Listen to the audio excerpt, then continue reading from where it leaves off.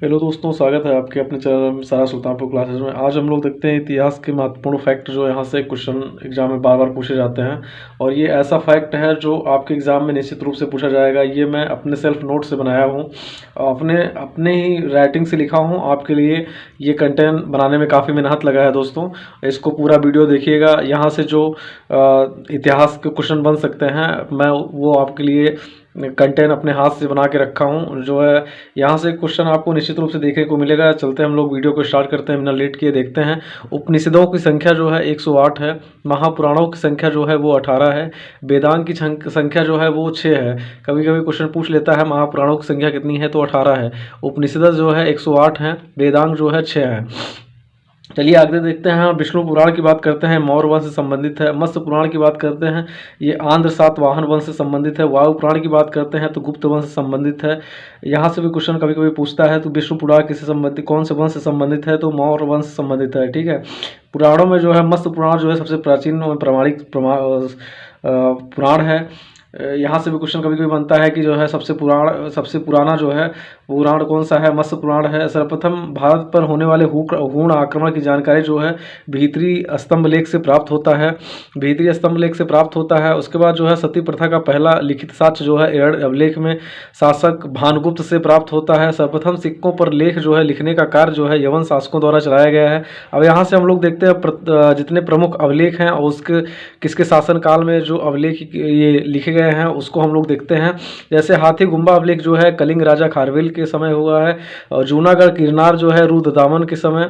उसके बाद आगे बढ़ते हैं, देखते हैं नासिक जो है ये गौतमी श्री के समय हुआ है, गौतमी बालश्री के समय हुआ है।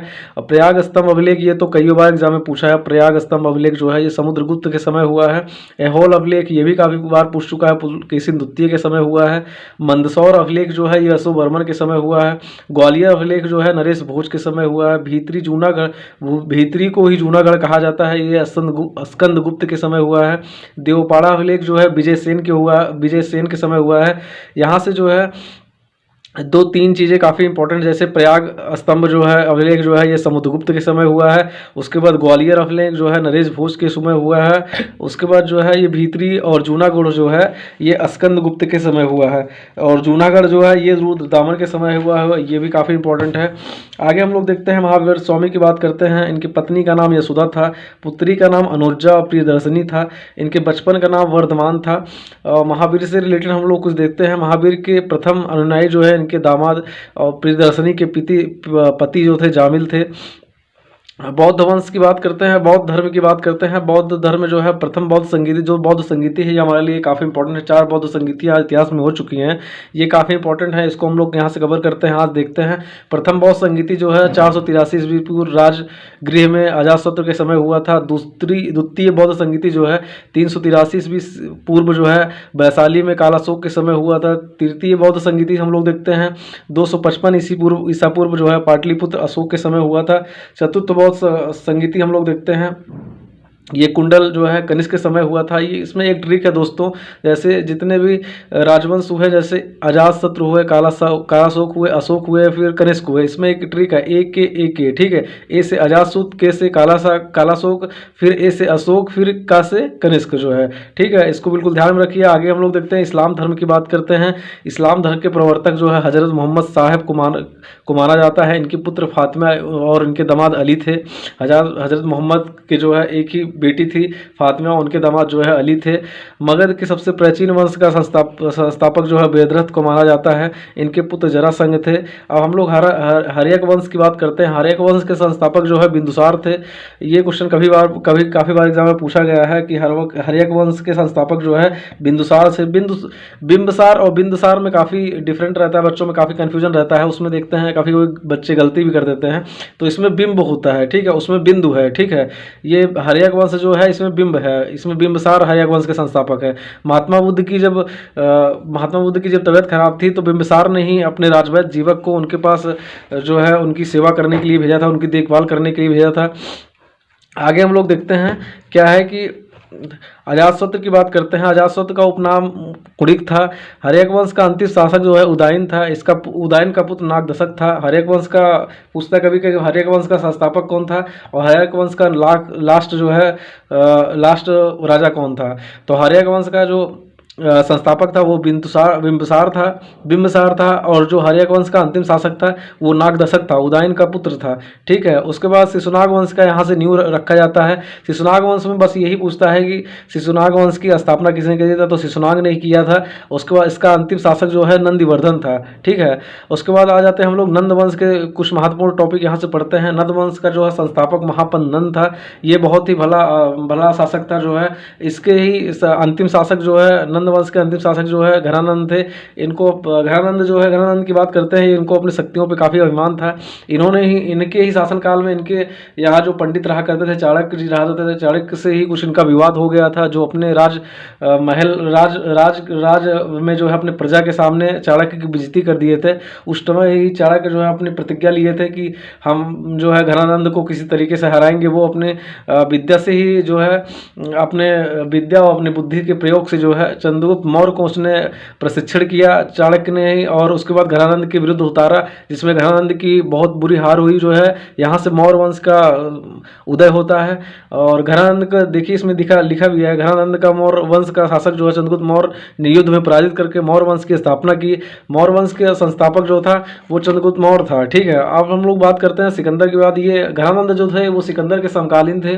घरानंद जो है ये नंद वंश के लास्ट संस्थापक थे, और नंद वंश के महानंद संस्थापक थे जो है। घरानंद लास्ट संस्थापक थे जिनका युद्ध चंद्रगुप्त मौर्य से हुआ। चंद्रगुप्त मौर्य ने इनको पराजित किया, यहाँ मौर्य वंश की स्थापना हुई। और घरानंद के ही समकालीन सिकंदर थे। सिकंदर को कहा जाता है विश्व विजेता जो है, आप लोग जानते ही हैं। इनकी कुछ चर्चाएं इनकी विषम कर लेते हैं, जो जहाँ यहाँ से इनसे क्वेश्चन पूछा जाता है। जैसे इनके गुरु जो थे वो अरस्तु थे। इनके पिता जो थे फिलिप थे। इनके सेनापति सेल्यूकस निकेटर, काफ़ी इंपॉर्टेंट है ये सेनापति। सिकंदर के सेनापति कभी कभी पूछता है एग्जाम में, सेल्यूकस निकेटर थे। और सिकंदर का जल सेनापति जो था वो निर्याकस था। ठीक है, सिकंदर से कभी कभी क्वेश्चन पूछता है। सिकंदर जो है आप जानते हैं विश्व विजेता था जो है। कोई भी युद्ध होता था तो वो अपने ताकत पे काफ़ी अभिमान था उसको। उसके बाद आगे हम लोग देखते हैं प्रथम राजा जिसने प्रशासनिक व्यवस्था पर बल दिया बिंबिसार था। वो हर्यक वंश के संस्थापक बिंबिसार ही थे। उसके बाद मौर्य वंश यहाँ से आ जाता है। मौर्य वंश के संस्थापक जो है चंद्रगुप्त मौर्य थे, और अमित घात के नाम से जाना जाता था। इनके ही पुत्र बिंदुसार थे। बिंबिसार के विषय में आपको हम कन्फ्यूजन दूर किए हैं। बिंबिसार जो है वो हर्यक वंश का संस्थापक था। बिंदुसार जो है ये मौर्य वंश के चंद्रगुप्त मौर्य के बेटे थे बिंदुसार। ठीक है, उसके बाद बौद्ध विद्वान जो है तारानाथ जो है बिंदुसार को ही 16 राज्यों का विजेता बताया है। तारानाथ जो है बौद्ध विद्वान थे, बिंदुसार के दरबार में रहा करते थे। इनको 16 राज्यों को विजेता बताया है। अशोक की बात करते हैं। अशोक की माता का नाम सुभद्रांगी था। राजगद्दी पर बैठने से पहले ये अवंती का राज्यपाल था। अशोक की बात करते हैं हम लोग जो है। अशोक क्या था कि पहले कभी क्वेश्चन पूछ लेता, अशोक जो है राजा बनने से पहले कहाँ के राज्यपाल थे, अवंती के राज्यपाल थे। ठीक है, आजीवक संप्रदाय के संस्थापक जो है मक्खल गोसाली ने किया था। अशोक ने शिलालेखों की खोज जो है 1750 ईस्वी में पैंथलर ने किया था। कौशाम्बी अभिलेख को जो है रानी का अभिलेख कहा जाता है। मौर्य वंश का अंतिम शासक जो है वेदरथ था। इसकी हत्या पुष्यमुष शुंग ने की है, और शुंग वंश की यहीं से नींव डाल दी। ठीक है, शुंग वंश मतलब मौर्य वंश का अंतिम संस्थापक जो था वो वेदरथ था। वेदरथ की ही हत्या करके जो है पुष्यमुष शुंग ने शुंग वंश की स्थापना की। शुंग वंश को ही कड़वंश कहा जाता है। शुंग वंश का जो अंतिम राजा था वो नंदिवर्धन था, और सिंह वंश की स्थापना जो है शिशुनाग ने किया था। अमित घात के नाम से जाना जाता था बिंदुसार को, जो अशोक के पिता थे और चंद्रगुप्त मौर्य के जो है बेटे थे। आगे हम लोग देखते हैं अशोक जो है कौशाम्बी अभिलेख को रानी का अभिलेख कहा जाता है। अशोक के ही कौशाम्बी अभिलेख को जो है रानी का अभिलेख कहा जाता है। मौर्य वंश का अंतिम शासक ये तो वेदरथ था, आप पढ़ ही चुके हैं। शुंग वंश का अंतिम शासक जो है देवभूति था। ठीक है, कर्ण वंश का भी अंतिम राजा सुशर्मा था हुआ जो है। ये सब छोटे छोटे राज थे। ये कभी कभी एग्जाम में कभी कभार पूछ लिया जाता है। वो भी राजा संस्थापक पूछता है और अंतिम संस्थापक पूछता है। बहुत ज़्यादा यहाँ से क्वेश्चन नहीं बनते हैं। आगे हम लोग देखते हैं सिमुक ने सुशर्मा की हत्या कर सातवाहन वंश की स्थापना की। ब्राह्मणों को भूमि दान देने का आरंभ जो है सातवाहन शासकों ने ही सर्वप्रथम स्टार्ट किया है। उसके बाद आगे हम लोग देखते हैं भारत में कभी कभी क्वेश्चन यहाँ से पूछता है कि ब्राह्मणों को भूविदान देने का प्रथा किस शासकों द्वारा स्टार्ट किया गया। सातवाहन शासकों द्वारा स्टार्ट किया गया। भारत में सर्वप्रथम हिंद यूनानियों ने ही सोने के सिक्के जारी किए। ये काफ़ी बार एग्जाम में पूछा गया है। कोई भी एग्जाम होता है तो वहाँ से ये क्वेश्चन ये बनता है कि सोने के सिक्के सर्वप्रथम किस शासकों द्वारा चालू किया गया भारत में, तो हिंद यूनानियों के द्वारा चालू किया गया था। गिरनार अभिलेख देखते हैं संस्कृत भाषा में जो है रुद्रदामन ने प्रथम में किया था। पूछता है कभी कभी जो है कौन सा अभिलेख था जो संस्कृत भाषा में पहली बार प्रयोग किया गया, तो गिरनार अभिलेख था। ठीक है, रुद्रदामन फर्स्ट के द्वारा स्टार्ट किया गया था। कनिष्क का राजवैद्य चरक जो इसने ही चरक संहिता की रचना की। चरक संहिता कभी कभी पूछता है किसकी रचना है, तो राजवैद्य चरक की रचना है जो कनिष्क के राजवैद्य थे। ठीक है, कुषाण वंश का अंतिम शासक जो है ये वासुदेव था। ठीक है, कविराज और भारत का नेपोलियन और परम भागवत की उपाधि जो है समुद्रगुप्त ने ली थी। कभी कभी पूछता है भारत के नेपोलियन किस राजा को कहा जाता है, समुद्रगुप्त को कहा जाता है, और कविराज की उपाधि जो भी समुद्रगुप्त ने लिया था। ठीक है, गुप्त वंश का यहाँ से उदय होता है। गुप्त वंश का को ही कुमार गुप्त को ही गोविंद गुप्त कहते हैं। आगे हम लोग पढ़ेंगे इसको जो है। आगे देखते हैं गुप्त वंश चंद्रगुप्त प्रथम ने ही महाराजा धनराज की उपाधि धारण की थी, और गुप्त वंश का संस्थापक जो है श्रीगुप्त था। ठीक है, और चंद्रगुप्त फर्स्ट ने ही महाराजा की उपाधि धारण की थी। परम भागवत कविराज और भारत का नेपोलियन ये समुद्रगुप्त को कहा जाता था। गुप्त वंश हमारे लिए काफ़ी इंपॉर्टेंट रहने वाला है, इसको हम लोग कवर करते हैं। देखते हैं चंद्रगुप्त सेकंड जो है, चंद्रगुप्त सेकंड के समय ही फाहियान आया था। कभी कभी एग्जाम में पूछता है कि जो है चंद्रगुप्त फर्स्ट के समय, चंद्रगुप्त सेकंड किसके समय जो है फाहियान आया था, तो चंद्रगुप्त सेकंड के समय फाहियान आया था। इसी के राज कवि जो थे, चंद्रगुप्त सेकंड के राज कवि जो थे वो साफ थे। फाहियान जो है काफ़ी इंपॉर्टेंट रहने वाला है हमारे लिए। ये चीनी यात्री था जो हमारे यहाँ पढ़ने के लिए आया था। तो चंद्रगुप्त सेकंड के शासनकाल में फाहियान आया था। उसके बाद हम लोग बात करते हैं कुमारगुप्त की। कुमारगुप्त जो है इसे गोविंद गुप्त भी कहा जाता था, और नालंदा विश्वविद्यालय की स्थापना जो है कुमारगुप्त ने ही कराया था। काफ़ी बार एग्जाम में पूछा है, कई बार भर भर के पूछता है एग्जाम में ये, चाहे जो एग्जाम एसएससी का तो लोकप्रिय प्रश्न है ये कि नालंदा विश्वविद्यालय की स्थापना किसने किया था, कुमारगुप्त ने किया था। ठीक है, स्कंदगुप्त की बात करते हैं। स्कंदगुप्त को के समय ही हुणों का आक्रमण जोरों पर था। हुणों का आक्रमण बहुत ज़्यादा ही स्कंदगुप्त के समय हुआ है। ये भी एग्जाम में कभी कभी पूछता है कि हुणों का आक्रमण जो है किस गुप्त शासक काल में हुआ, तो स्कंदगुप्त के समय हुआ है। अंतिम गुप्त शासक जो है विष्णुगुप्त था। उसके बाद यहाँ से देखते हैं अंतिम गुप्त शासक जो है वो विष्णुगुप्त था। विष्णुगुप्त क्या है कि पूछता है गुप्त वंश का लास्ट शासक कौन था, विष्णुगुप्त का। गुप्त वंश का संस्थापक जो था श्रीगुप्त था, और गुप्त वंश का अंतिम संस्थापक जो था वो विष्णुगुप्त था। ठीक है, चीनी यात्री हेनसांग जो है हर्षवर्धन के शासनकाल में आया। फाहियान देखो उधर चंद्रगुप्त सेकंड के शासनकाल में आया, और हेनसांग इधर हर्षवर्धन फर्स्ट के शासनकाल में आया। ठीक है, हर्षवर्धन की बात करते हैं तो इनकी कुछ रचनाएं हैं। पीरदर्शिका, रत्नावली, नागानंद। ठीक है, ये काफ़ी बार एग्जाम में पूछा गया है। रत्नावली तो खूब पूछता है, खूब जी भर पूछता है कि रत्नावली किसकी रचना है, हर्षवर्धन की रचना है। इसको बिल्कुल ध्यान में रखिएगा। ये बार बार जो क्वेश्चन बार बार रिपीट होता है एग्जाम में, कोई ना कोई एग्जाम में देखा जाता है, तो उसको आप बिल्कुल क्लियर करिए। वो क्वेश्चन आपका अगर गलत होता है तो वो आपके लिए बहुत नासुर साबित होगा, बिल्कुल जान लीजिए। यहाँ से जैसे हर्षवर्धन की रत्नावली काफ़ी, प्रियदर्शिका रत्नावली काफ़ी इंपॉर्टेंट इनकी पुस्तक है। ठीक है, इसको बिल्कुल ध्यान में रखिएगा। और हर्षवर्धन के समय जो है लोकपाल शब्द आया था। लोकपाल आप जानते ही हैं, अभी इस टाइम लोकपाल अपने यहाँ चलते हैं, तो वैसे जो है लोकपाल जो है हर्षवर्धन के समकालीन। कभी कभी पूछता लोकपाल शब्द किस राजा के समकालीन आया था, तो हर्षवर्धन के समकालीन आया था। पल्लव वंश की बात करते हैं हम लोग। पल्लव वंश से स्टार्ट करते हैं। पल्लव वंश ज़्यादा हमारे लिए इंपॉर्टेंट नहीं है, लेकिन यहाँ से कभी कभी संस्थापक और अंतिम संस्थापक पूछ लेता है। तो पल्लव वंश का जो संस्थापक था सिंह विष्णु था। अंतिम संस्थापक जो था अपराजित वर्मन था। चोल वंश की बात करते हैं। चोल वंश का संस्थापक जो था ये विजयालय था। उसके बाद अंतिम संस्थापक जो थे हैं राजेंद्र सिंह थर्ड था। ठीक है, राष्ट्रकूट बात आते हैं। राष्ट्रकूट हमारे लिए थोड़ा इंपॉर्टेंट है। राष्ट्रकूट की बात करते हैं। इसके संस्थापक जो है ये दंतदुर्ग था। अंतिम संस्थापक जो है कृष्ण थर्ड था।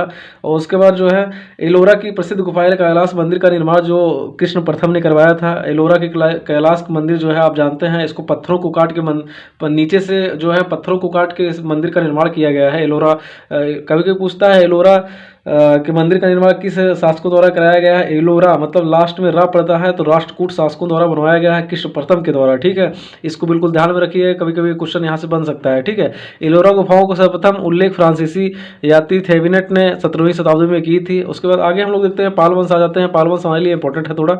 यहाँ से क्या होता है, पाल वंश में जितने भी शासक आए हैं कहीं ना कहीं एक विश्वविद्यालय या कुछ न कुछ ऐसे काम करके गए हैं जो इतिहास में काफ़ी मशहूर रहा है, और यहाँ से क्वेश्चन बनने की प्रबल संभावनाएं रहती हैं। ठीक है, पाल वंश की बात करते हैं हम लोग। संस्थापक इसके गोपाल हैं। इसने ही मुंगेर को अपनी राजधानी बनाया, जो और गोपाल ने ही उदंतीपुरी विश्वविद्यालय की स्थापना की थी।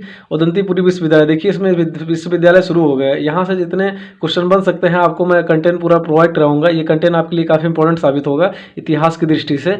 ठीक है, देखते हैं उदंतीपुरी विश्वविद्यालय की स्थापना जो है गोपाल ने करवाया था। कभी कभी एग्जाम में पूछता है उदंतीपुरी विश्वविद्यालय की स्थापना किस शासक के द्वारा करवाया गया, तो गोपाल ने करवाया था। धर्मपाल ने देखते हैं इसमें धर्मपाल जो है विक्रमशिला विश्वविद्यालय की स्थापना कराया था, जो बिहार में है।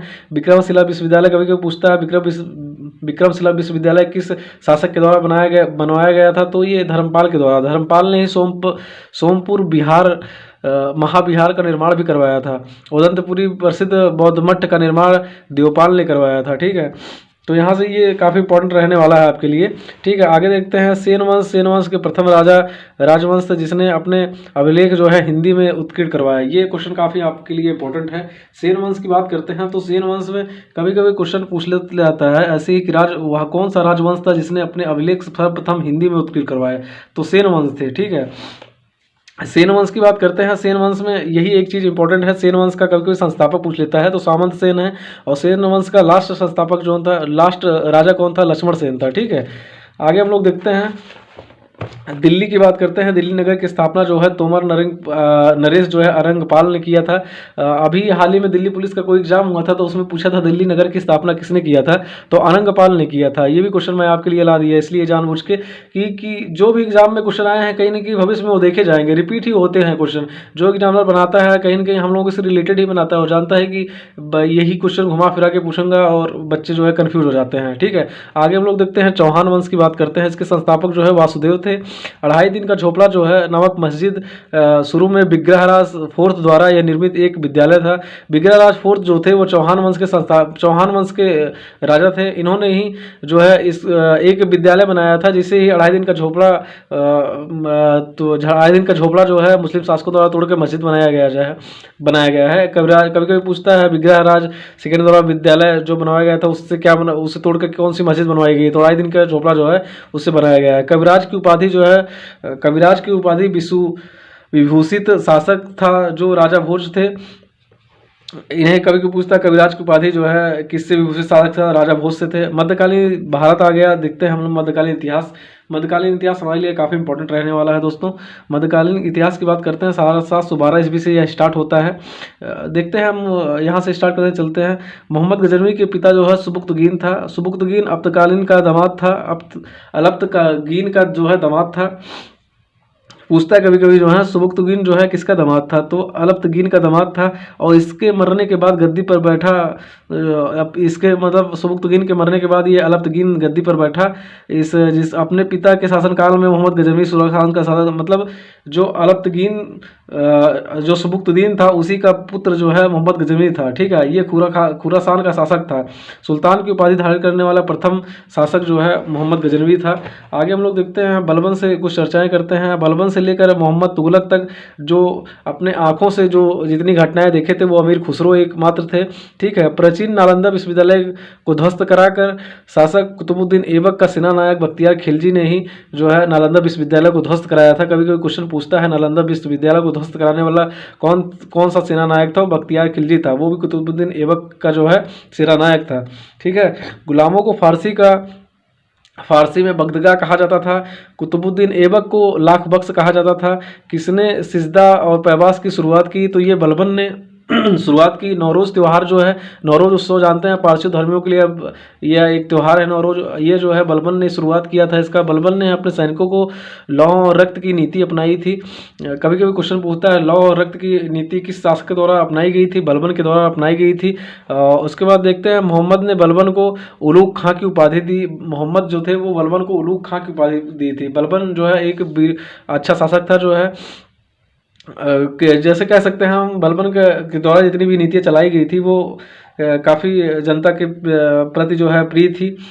इससे जो है बलबन काफ़ी प्रिय रहा। उसके बाद आगे हम लोग देखते हैं, अब आ जाता है अमीर खुसरो जो है बलबन के दरबार में रहते थे। अमीर खुसरो कभी कभी पूछता है अमीर खुसरो जो है अपनी राज दरबारी कहाँ से शुरू किए थे, तो वो बलबन के राज दरबारी से शुरू किए थे। उसके बाद गुलाम वंश का अंशी संस्थापक जो था वो कैमूर से था। अब आ जाता है खिलजी वंश। खिलजी वंश हम लोग देखते हैं खिलजी वंश की बात करते हैं हम लोग। मूल नियंत्रण प्रणाली जो है किसने लागू किया था? अलाउद्दीन खिलजी ने लागू किया था। इसका बचपन का नाम था अली या गुरसप जो है। और इसको देखते हैं हम लोग। सीरी का किला, अलाई दरवाज़ा जो है, जहमियत खाना, ये सब हजार खंबा महल, मस्जिद जो है अलाउद्दीन खिलजी के द्वारा बनवाया गया था। अमीर खुसरो का मूल नाम जो है मोहम्मद हसन था। ठीक है। अलाई दरवाज़ा को ही इस्लामी वस्तु का रत्न कहा जाता है। कभी कभी क्वेश्चन पूछता है इस्लामी वस्तु का रत्न का किसे कहा जाता है, तो अलाई दरवाज़ा को कहा जाता है। अलाई दरवाज़ा को जो है अलाउद्दीन खिलजी ने बनवाया था। जहमियत खाला, अलाई दरवाज़ा और सीरी का किला, हजार खंबा महल जो है, ये जो है तीनों चारों जो है ये अलाउद्दीन खिलजी द्वारा बनवाया गया था। ठीक है। और मूल नियंत्रण प्रणाली, इसका तो काफ़ी इंपॉर्टेंट है। मूल नियंत्रण प्रणाली काफ़ी बार एसएससी में एग्जाम में पूछा गया है। मूल नियंत्रण प्रणाली जो है किसके द्वारा लागू किया गया था, तो ये अलाउद्दीन खिलजी के द्वारा लागू किया गया था। ठीक है। आगे हम लोग देखते हैं अलाउद्दीन खिलजी से जो है एकता प्रणाली को समाप्त किया था। अलाउद्दीन खिलजी ने ही एकता प्रणाली को समाप्त किया था। आगे देखते हैं तुगलक वंश आ गया। तुगलक वंश की बात करते हैं हम। गयासुद्दीन तुगलक को जो है गाजी मलिक की उपाधि मिली थी। ठीक है। और उसके बाद संभवतः नहरों का निर्माण जो है गयासुद्दीन तुगलक के शासनकाल में बहुत ज़्यादा ही हुआ है। और तुगलकाबाद शहर जो है गयासुद्दीन तुगलक ने ही बसाया था। ये जूना खां का निर्माण जो है जूना खां का निर्माण करवाया था। लकड़ी के महल से गिरकर इसकी मृत्यु हो गई थी। ठीक है। जूना खां को ही मोहम्मद बिन तुगलक के नाम से जाना जाता था। मोहम्मद बिन तुगलक एक ऐसा शासक था जो सर्वाधिक शिक्षित और विद्वान था, और जो है पूरे इतिहास में सबसे शिक्षित और विद्वान शासक कोई रहा है तो वो मोहम्मद बिन तुगलक रहा है। इसका इतिहास काफ़ी चर्चित रहा है इतिहास में, क्योंकि ये कोई भी पद्धति अगर लाया है अपने शासनकाल में तो वो कभी पूर्ण रूप से संचारू नहीं हो पाया है, क्योंकि इसके द्वारा जो भी जितनी भी संरचनाएं लाई जाती थी, जितनी भी पद्धति लाई जाती थी, वो कहीं ना कहीं विफल हो जाया करती थी। लेकिन ये है कि ये सर्वाधिक शिक्षित और सर्वाधिक विद्वान योग्य शासक था। ठीक है। इसे स्वप्नशील, पागल और रक्त पिपासु भी कहा जाता था इसीलिए। ठीक है। क्योंकि इसकी नीतियां जो है काफ़ी बार जितनी भी बार लागू हुई सब असफल हो जाती थी। ठीक है। इब्न बतूता जो है मोहम्मद बिन तुगलक के शासनकाल में ही आया था, मोरक्को से आया था। कभी कभी क्वेश्चन पूछता है इब्न बतूता किसके शासनकाल में आया था, तो मोहम्मद बिन तुगलक के शासनकाल में आया था। ठीक है। इसी की पुस्तक जो है रहल्ला है। कभी कभी पूछता है रहल्ला किसकी पुस्तक है, तो इब्न बतूता की पुस्तक है। ये मोरक्को से आया है और मोहम्मद तुगलक के शासनकाल में आया था। फिरोज शाह तुगलक ने ब्राह्मणों पर जजिया कर लगाया था। करने वाला पहला मुसलमान शासक था। कभी कोई क्वेश्चन पूछता है पहला वो कौन सा मुस्लिम शासक था जिसने ब्राह्मणों पर जजिया कर लगाया था, तो ये फिरोज शाह तुगलक था। ठीक है। अंतिम शासक जो है नसीरुद्दीन मोहम्मद तुगलक था, और तुगलक वंश का लास्ट शासक था ये। उसके बाद अमीरों का महत्व जो है चमोत्सव पर था लोधी वंश में। लोधी वंश की बात करते हैं, लोधी वंश से बात करते हैं। उसके पहले एक छोटा सा वंश चला है सैयद वंश, 1414 से 1451 तक। खिज्र खां इसके संस्थापक थे, लेकिन वह तैमूरलंग का सेनापति था। तैमूरलंग का ही पुत्र था शाहरुख। आप लोग इसके पहले जो विवाद हुआ था अभी तैमूर के ऊपर, कुछ पहले 1-2 साल पहले तैमूर के ऊपर विवाद हुआ था। किसी बॉलीवुड में एक्ट्रेस के बच्चे का नाम तैमूर रखा गया था, तो उस पर लोग काफ़ी ट्रेंड किए थे कि तैमूर रखना ही गलत है। लेकिन ये देखिए इतिहास का यही है, खिज्र खां का संस्थापक था वह तैमूरलंग का ही सेनापति का जो सैयद वंश की स्थापना किया था। ठीक है। उसके बाद अंतिम शासक इसका था आलम शाह। ठीक है। आगे देखते हैं हम लोग लोधी वंश आता था। ये पहला दिल्ली पर ऐसा शासक है जो अफगान शासक था।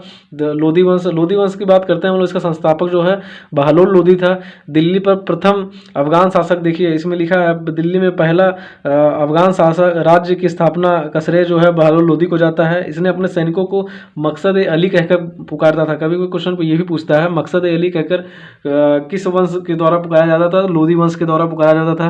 प्रमाणिक पैमाना गजे सिकंदी का प्रचलन सिकंदर लोधी ने करवाया था। फारसी में कविताएं लिखने वाला शासक सिकंदर लोधी था। आगे देखते हैं हम लोग। एकता प्रणाली दोबारा शुरू करने वाला फिरोज शाह तुगलक ने शुरू किया था। इसने पहली बार समाप्त कर अलाउद्दीन खिलजी ने किया था। तुलुक वंश का संस्थापक जो है वीर नरसिंह देव थे। अंतिम शासक जो है सदाशिव थे। उसके बाद बेकेंड सेकेंड के शासनकाल में ही बुंडेयार ने 1612 ईस्वी में मैसूर राज्य की स्थापना की थी। मैसूर राज्य आपके लिए काफ़ी इंपॉर्टेंट होने वाला है। जब मैसूर युद्ध चलेगा उसके बाद वहाँ से काफ़ी इंपॉर्टेंट रहने वाला है। आगे हम लोग देखते हैं जो कुछ शासक यहाँ से हुए हैं थोड़ा बहुत, तो उनको विषय में भी चर्चा करते हैं। जैसे देखते हैं गोलकुंडा की बात करते हैं। गोलकुंडा का संस्थापक कुली कुतुब शाह था, एवं बीदर और अमीर बरीद था जो है। आगे देखते हैं जौनपुर की स्थापना जो है फिरोज शाह तुगलक ने कराया था अपने भाई जौना खां की स्मृति में। जो है जौनपुर में स्वतंत्र सरकी शासक जो है की स्थापना मलिक सरोवर ने किया था। ठीक है, आगे हम लोग देखते हैं अटाला देवी की मंदिर की मस्जिद का निर्माण जो है अटाला देवी मस्जिद का निर्माण जो है इब्राहिम शाह सरकी ने किया था। ये काफ़ी इंपॉर्टेंट फैक्ट रहने वाला है आपका।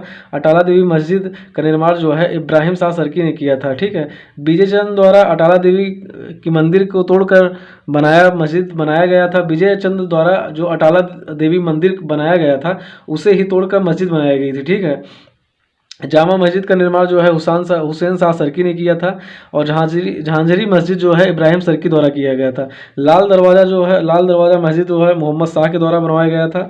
कश्मीर का अकबर किसे कहा जाता है? जैल अल अब्दीन को कहा जाता है। ठीक है, कभी कभी क्वेश्चन पूछता है कश्मीर का अकबर किसे कहा जाता है? जैल अल अब्दीन को कहा जाता है। ये तो सच्चे में काफ़ी बार एग्जाम में पूछा गया है कि कश्मीर का अकबर किसे कहा जाता है, तो जैन अल अब्दीन को कहा जाता है। दिल्ली दरवाज़ा बाज बहादुर रूपमती का महल जो है नसीरुद्दीन शाह द्वारा बनवाया गया था। ठीक है, आगे हम लोग बैठते हैं, देखते हैं जहाज महल का निर्माण जो है अल अब्दीन खिलजी ने मांडू में करवाया था और कुशक महल को मोहम्मद खिलजी ने फतेहाबाद नामक स्थान पर बसाया था।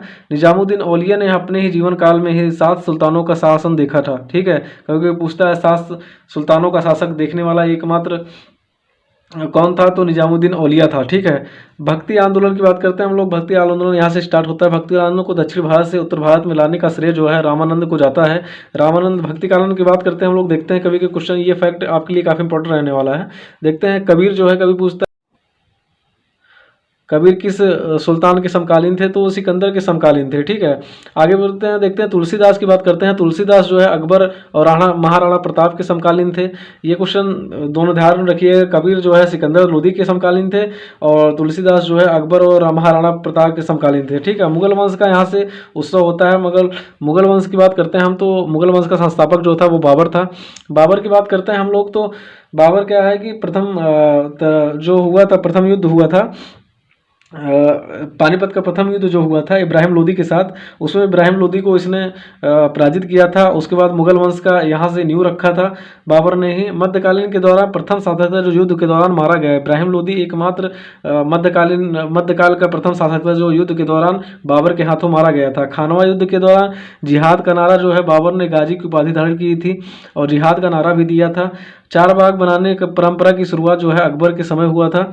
अफगान शासक एकमात्र ऐसा शासक हुआ जो इब्राहिम लोदी जो है वो बाबर के द्वारा मारा गया था। ठीक है, इसको बिल्कुल ध्यान में रखिए, क्वेश्चन कहीं ना कहीं बन सकता है। ठीक है, आगे देखते हैं हुमायूं ने दीन पनाह नामक नए नगर की स्थापना की थी। हुमायूं की बात करते हैं तो हुमायूं की रचना जो है गुलबदन बेगम ने किया था। बाबर का बेटा हुमायूं था, बाबर की ही बिटिया जो है वो गुलबदन बेगम थी और ये हुमायूं की बहन थी। इसी ने ही हुमायूं नामा की रचना की थी। कभी कभी क्वेश्चन पूछता है हुमायूं नामा की रचना किसने की थी, तो गुलबदन बेगम ने किया था। ठीक है, आगे बढ़ते हैं हम लोग शेर शाह सूरी की बात करते हैं। शेर शाह सूरी क्या था कि जब हुमायूं का राजपाट चल रहा था तो उस टाइम शेर शाह सूरी ने हुमायूं के ऊपर आक्रमण कर दिया था। जैसे देखते हैं चौसा का युद्ध जो होता है 1540 या 39 के समथिंग, वो हुमायूं पे आक्रमण शेर शाह सूरी ने कर दिया था और वहाँ पे विजय प्राप्त कर ली थी। इसका बचपन का नाम शेर शाह सूरी का जो है फरीद खां था। उसके बाद रोहतास गढ़ का किला जो है किला ये कुहना शेर शाह सूरी उत्तराधिकारी जो है इस्लाम शाह था। इसका जो है शेर शाह सूरी का उत्तराधिकारी जो है ये जो है शेर शाह सूरी का उत्तराधिकारी जो है इस्लाम शाह था। काबुलियत पट्टा प्रथा और डाक प्रथा जो है ये शेर शाह के समय हुआ था। कभी कभी क्वेश्चन पूछता है डाक प्रथा का जो है प्रचलन किसके समय हुआ था? शेर शाह